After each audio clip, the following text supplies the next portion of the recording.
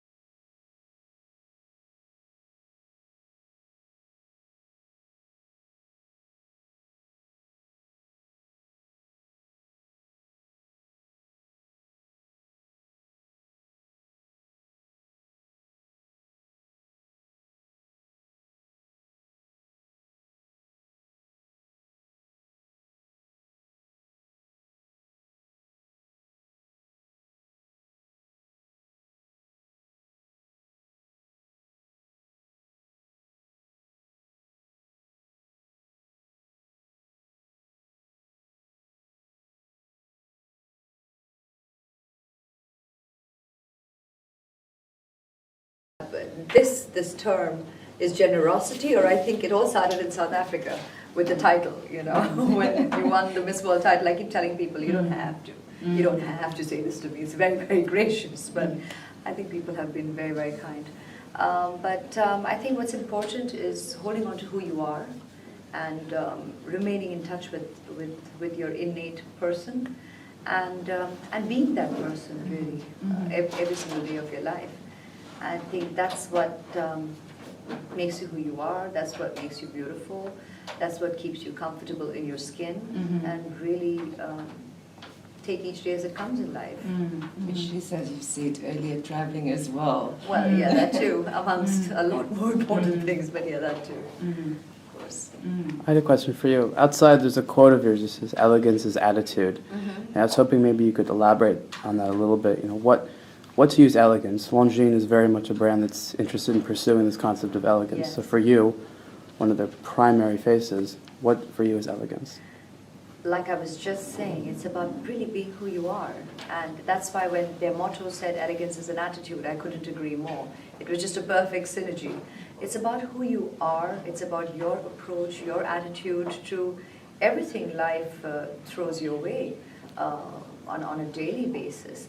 And that kind of transcends everything else. For me, it's about what's innate, it's about who you are. And it's about your attitude and approach to life. And your definition of success? In jest, I always say, don't quite believe it. You can enjoy it, but don't quite believe it.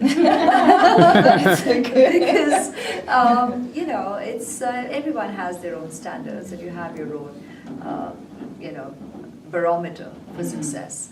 I think, but apart from your professional achievements or aspirations or personal aspirations, I think you're successful when you're at peace and with yourself, and you feel a sense of contentment and bliss. And I think to be able to achieve that, the balance of holding on to your reality, onto your life every day, being connected, while of course going out there and doing all that you want to do to your best potential.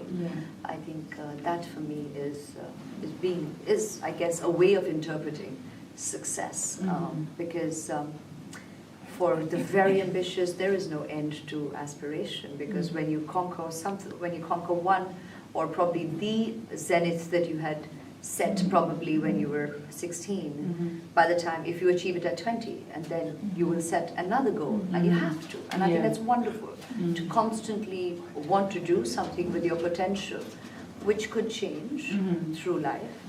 But it's important to be in a positive frame of mind, and holding on to being positive all your life, while doing all that. Yes, yeah. What's the best advice you've received for kind of career or even life balance, all those things? I don't think, I can't recollect being sat down and advised, because I think the sheer pace of life has just been so hectic. And I haven't found a superlative for hectic to describe that word. But that's really been the pace, you know, all my life. But I've always kind of equated myself to a sponge, and I think life is like the biggest teacher, because while you're a kid, of course, your grounding, the roots are from your upbringing, and that's something I firmly believe in. But then, apart from home, you have school, you have friends, and then with your varied experiences, you have so many different influences. Sitting with you right now, talking, you know, we're exchanging, we're giving something to each other. So I believe I'm quite a sponge, and life and experience is the greatest teacher. So it's not about a rule book or a book of quotations or a book of, you know, do's and not to do's, or how to do and approach things. It's really about being open and receptive to life. So and that's why I call myself a sponge. I'm just like and hopefully squeeze out what doesn't work. So you've been with Longines for a while, and you've gotten to know the watch world pretty well, I hope. Sorry? You've gotten to know the watch world pretty well. Well, If Longines were to make for you a watch, especially for you, one that doesn't exist already in their collection, what would it look like? What would it be like? wow. We've never really sat down on the designing aspects, and I'm not about to squeal what I've already thought about, if at all. It's something that they had spoken about with me at varied stages, but of course, because again, as I keep repeating, life has been multifaceted for me so far. And I've had so many commitments that I think when you actually come down to committing to an individual statement, then I would like to give that kind of time and attention to it. Of course, that it would be elegant goes without saying. That it would be simple and understated goes without saying. But I think that's something that Longines embodies already. And that's probably what makes me very comfortable actually endorsing this brand, because I think I'm a lot like in a way what the company chooses to project and state in their designs. That is a blend of the old world, and yet I'm very much today's woman. I have a lot of, I guess, I don't know, my values, the way I look at life, probably has a sense of the way life used to be. But at the same time, I'm very much today's woman, very much multitasking, keeping up with all the challenges that life poses us with. And hence, obviously, that's the way you see me present myself. That's the kind of design sense or fashion sense that I have. And that would come forth in my art as well, whether it comes to creating a watch or whatever else. Because I remember I met you last year, we were at a lunch thing together, you were talking about that you live with your parents, you're still close to your home and everything, and I just think people always be fascinated by the fact that works for you. Is there something... I know, and I've been, this is something that I have... I've been met with a lot. Yeah. That was before marriage, and now I'm sure people will be even more surprised that post-marriage, me and my husband also we live with his parents. Yeah. So I think that's a very, Indian thing. Yeah. Where we do, and of course I've said it in earlier interviews, and everybody's read them. Where I jokingly say we don't need to take an appointment to meet our parents and things like that for dinner and all of that. But it truly works because. You know, in our lives, I think whenever you take on a professional life, however early, you don't really spend that much time at home. No, it's true. And it's wonderful that you're all technically under the same roof. So, you know, when you do have and you manage to get some time, you have that time to connect with each other and spend that time, however little, but it's precious. Sure. And that's how it really always worked for me before marriage. And even now, after marriage, because it's a family of actors, and we are all over the place, you know, and we lead nomadic lives, we're working. Of course, I have reduced my pace, I think, and she's going to disagree. I think in terms of the number of movies, last year was crazy. Last 2 years, I brought out like 5 films. Wow. But like now, this year, I've just taken on this one film, and I'm literally going one film at a time. Okay. Because you do want to gradually make a lot more time, so you think, for life and you know, your people in it. Your family, your loved ones. Yeah. So that's why this time, because last time I thought, I'll manage it. It was really fast paced, really hectic. I think I took on more than I did manage to chew that, but there was a lot. So this year I have paced it out, and I'm going one project at a time. But it's still busy. But still, you manage to get a lot more time to kind of spend with each other. Everybody live in one place. Yeah. That's good. So what's left for you to conquer, do you think? I didn't know I'd be here when I started at 19. So, and I didn't think that far either. I've never been, it's not been about conquests. It's not been about, I've really never had that, like say when I became an actor, I always got asked, what's your dream role? And I said, I haven't created one. Because I think if I did that, then I'd feel, okay, I've achieved this, now what? So I've never created that one particular goal. It's been about giving my best to whatever I take on every day. Like if I've taken on this project now, then I give my best. I've come here today, then I do my best and I give my best to today. And that's really been my attitude throughout. And that's the way I go with the flow. Okay. Thank you. Okay, great, thanks. Can we get it?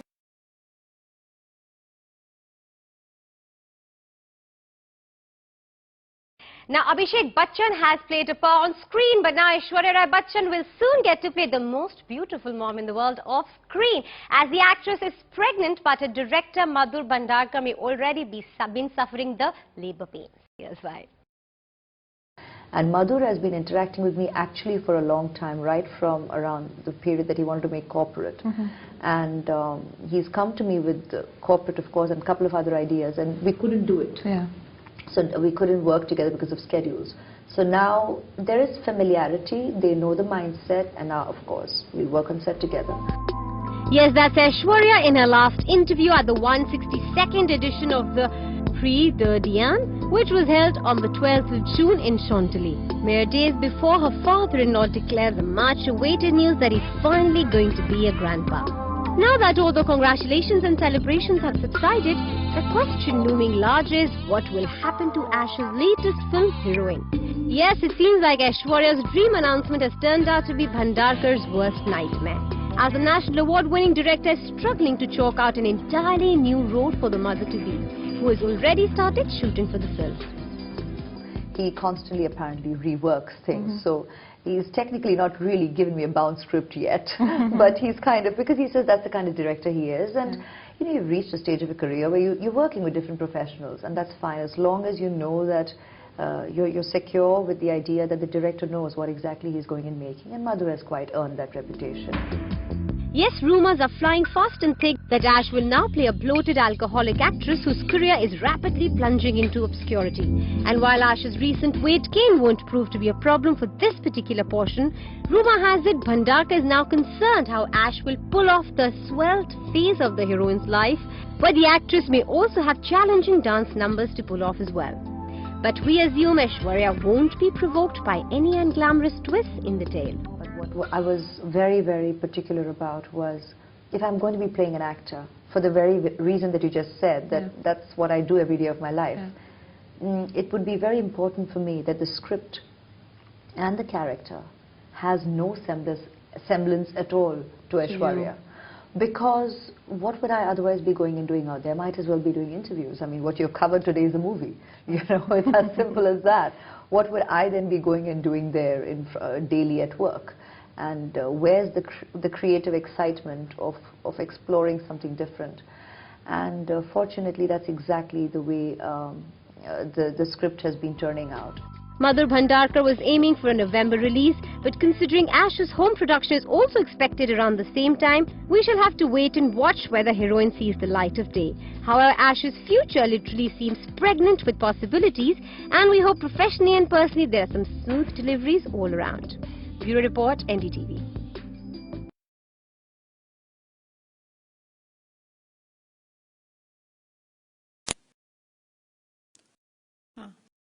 Hello everybody, I'm here with Garima, who has travelled 2 hours all the way to Chantilly to meet me.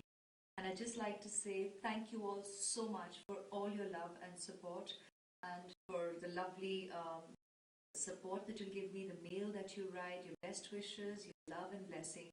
It means a lot to me. You did very, very nice. Love right back.